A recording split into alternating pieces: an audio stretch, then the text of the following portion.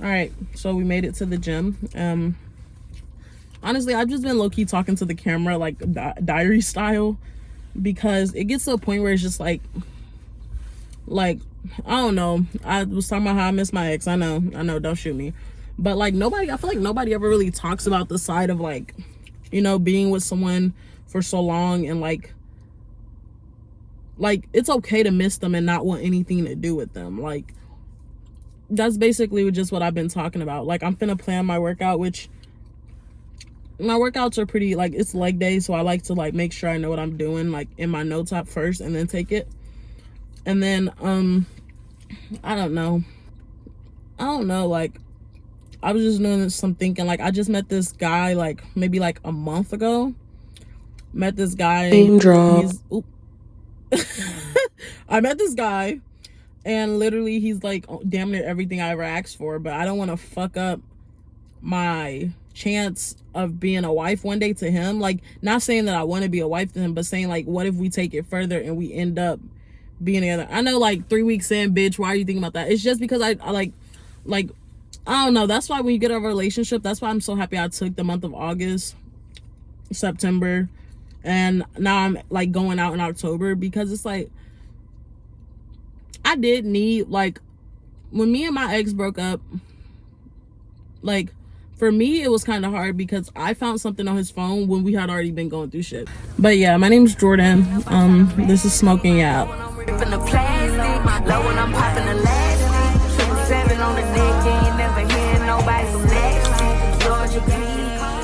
Because like I talk to myself, like I be in my head a lot, so I might as well put it to a camera so I can look back at it later and understand what I meant.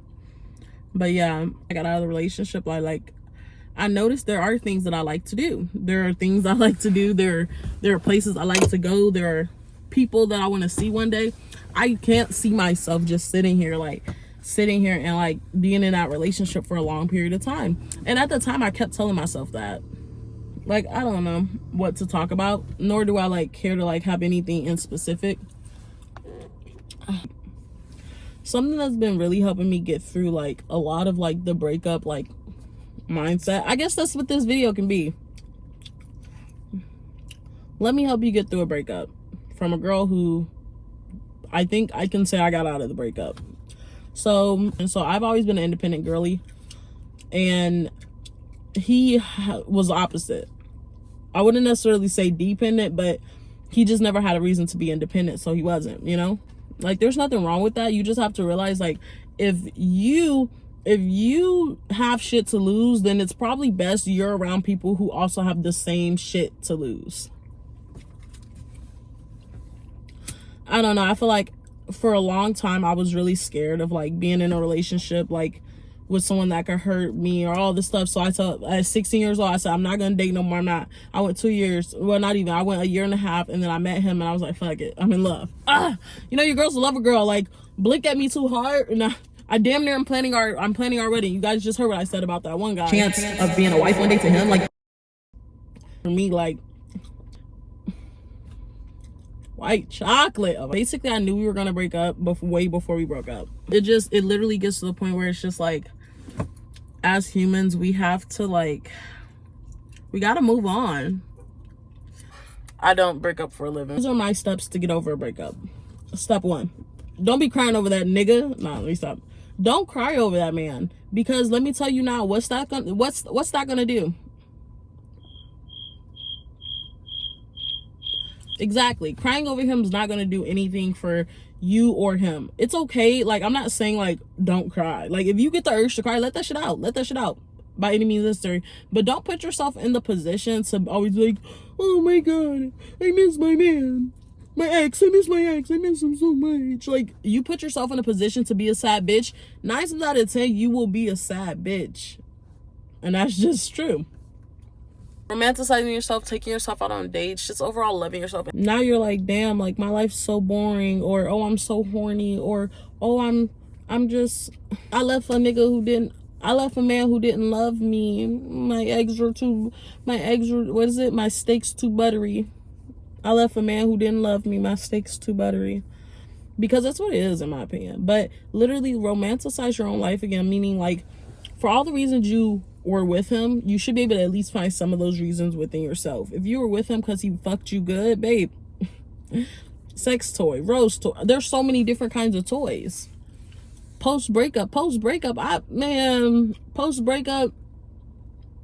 can't lie, post breakup, you learn some things. But not only using that time as like post breakup time, but using it as clarity time too. Like using that time as some time to like say like, oh, this feels good to me, this feels bad to me. When you're so young, like for me, when I was starting my relationship, like that end of high school, freshman year of college cusp, like I was committed in a deep loving relationship, and I lost any sense of individuality within that because I was connected to another person, and that's not bad, but I didn't have any individuality, and that's what I lacked. When you get into a relationship, you should be able to create from you. You should not be out here creating with, unless it's baby. You should be starting with something. You should have a foundation before you go rush with them to a man, because once you guys built that foundation together, if you don't like something and he don't like something and y'all can't communicate, that foundation's cooked. It's cooked. But if you came into the equation with a foundation, maybe 2 bricks under the one you guys are trying to build, then if that one falls, you are not left with nothing. Too many times I see girls with guys who are building foundation. These men maybe even provide the foundation. They're bringing in the money, they're bringing in the time, they're bringing in the energy, but they're bringing in the money, time, and energy. But babe, you don't have nothing. You use his card, he cash app you bare minimum. Babe, where's your savings account? Babe, where's your hustle? Where's your drive? You want to be his girl forever? That's all you want to do? Don't get sucked in to the oh, well, I just got out of a relationship, I can't entertain new men, or I can't entertain other people narrative. Yes, you can. Yes, you can. Matter of fact, you should. And I'm not saying fuck everybody that's walking. That's not what I'm saying.